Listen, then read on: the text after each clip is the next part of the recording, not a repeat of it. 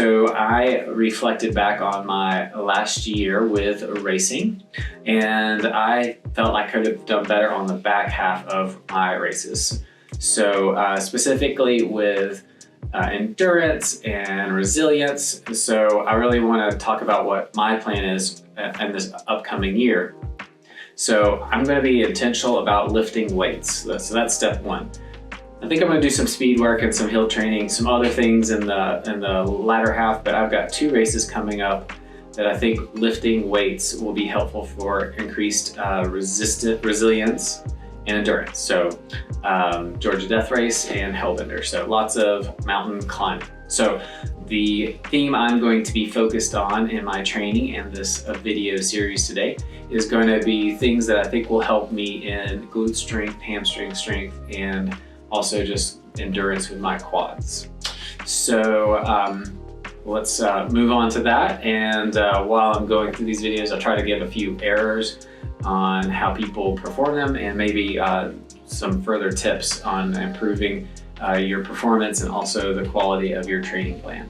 We're going to start with step bounding. This happens to be 14 inches. I'm just going to do some thrust in the air. I want to keep my chest up. I want to really push from my butt area, my tush, and the more fast you do it, the more you're going to fatigue the muscle.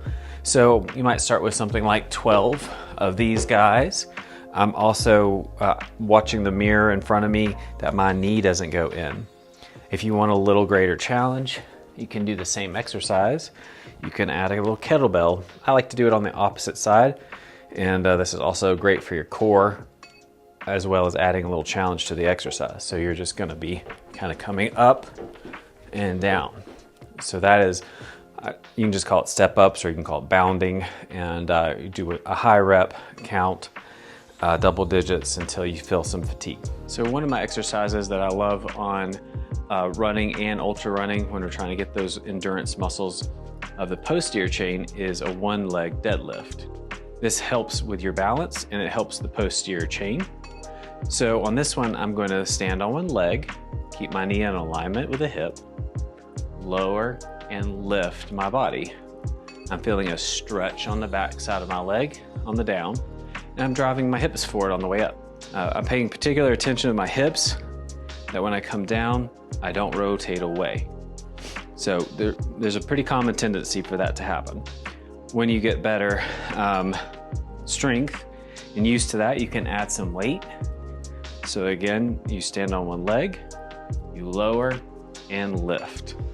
If you have the strength but your balance isn't quite right just yet, you can add a little pole, hiking pole, or a foam roller. You just don't want to push hard on that. It's just barely there as you're getting better balance. So this next exercise is the soleus muscle. I like this one because it's the position where we are running and thrusting when our knee is bent. So really good when we're on these mountain runs. And this is just, again, building up some strength in that.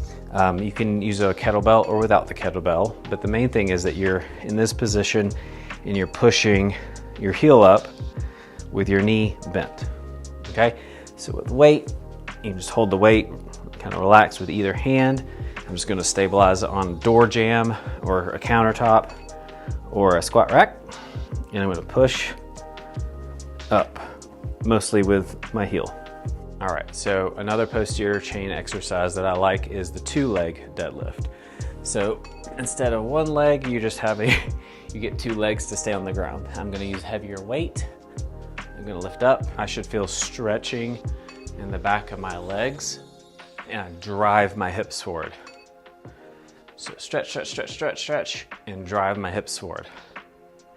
What should show up is that you don't round your back or move. The side profile is just kind of stretching, stretching, stretching, and drive your hips forward. And why those words are helpful, if you don't have mobility and you keep going down, the exercise is not how low can I go? Because where people get hurt is if they lower with their back too low. Also, if you've got muscle tension in here, it's probably because you've gone too low and you initiate with your back muscles before your glutes and your hamstrings can catch up. Another one of the exercises I'm working on is a goblet squat. It's loading my glutes and my quads in different places in the exercise. I also like this one because I'm a little limited in my ankle mobility, and so that just the weight of the kettlebell is helping me kind of sink into better ankle positioning and increasing my mobility there. So for the goblet squat, I'm just gonna pick up like the kettlebell in this case. I'm gonna keep it just here with my arms relaxed. I'm going to lower, focusing on upright shoulder and trunk posture, and I'm focusing on my heels staying down. I'm feeling a good stretch in my glutes on the down, and I'm just pushing up on the return.